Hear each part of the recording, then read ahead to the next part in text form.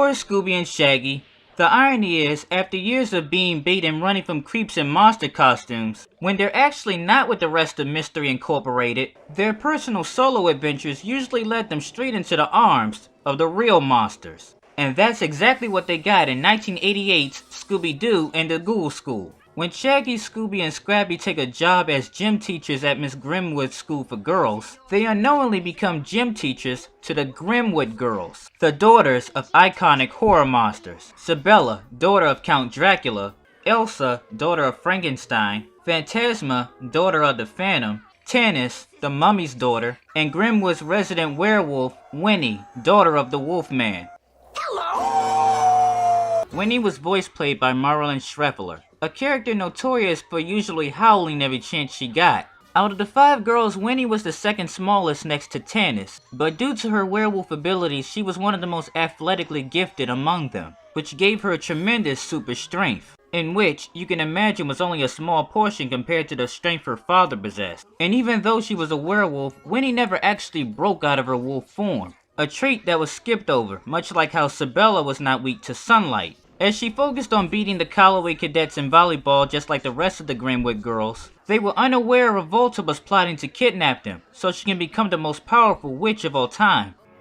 Boy, have you got the wrong girl! Ow!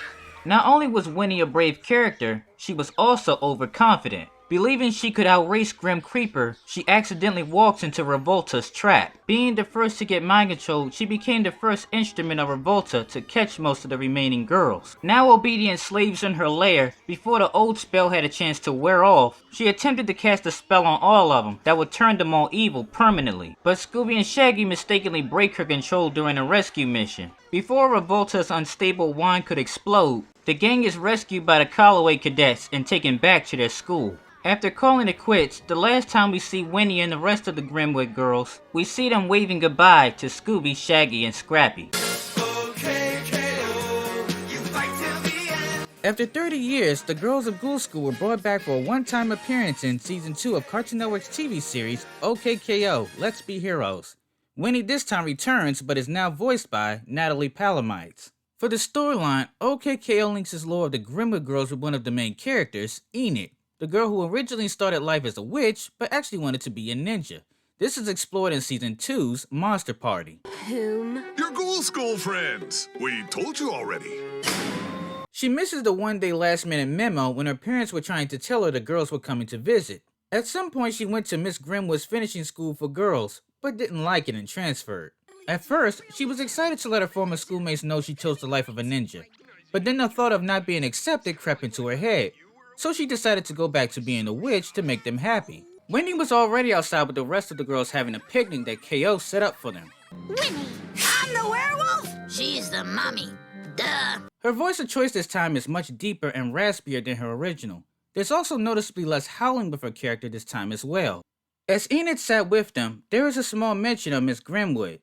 It's Winnie who somewhat mentions Scooby and Shaggy, but not Scrappy. Hey, do you guys ever wonder what happened to that weird guy with the Great Dane? Oh, yeah! As expected, the jig was up when the Grimwood girls wanted to see how much Enid improved as a witch. Winnie was the first to demonstrate her power by showing she could physically claw blocks of stone into art sculptures. When it came time for the little witch to fake it to make it, she brought a monster's tree to life that grabbed and imprisoned Winnie and Tanis.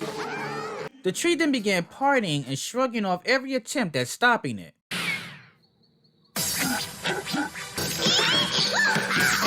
When everything else failed, she had no choice but to confess that she was now a ninja and not a witch. Turns out the girls been knew for a long time when they discovered her magazine on the floor. Huh, it makes sense. After learning of their approval no matter what route she took, it was now time to free Winnie and Tanis. With a super kick to the back of the head causing the tree to spit them out, the big reunion could finally resume. Well, more so after Enid's werewolf dad had his meltdown. And that concludes this profile video. Now everybody dance! Thank you all for tuning in to Furry Girl Profiles Winnie the Werewolf. If you liked today's video, please leave a like, comment, and of course, subscribe for future videos. My name is Jawbreaker, and I thank you for watching Playfur Cinema.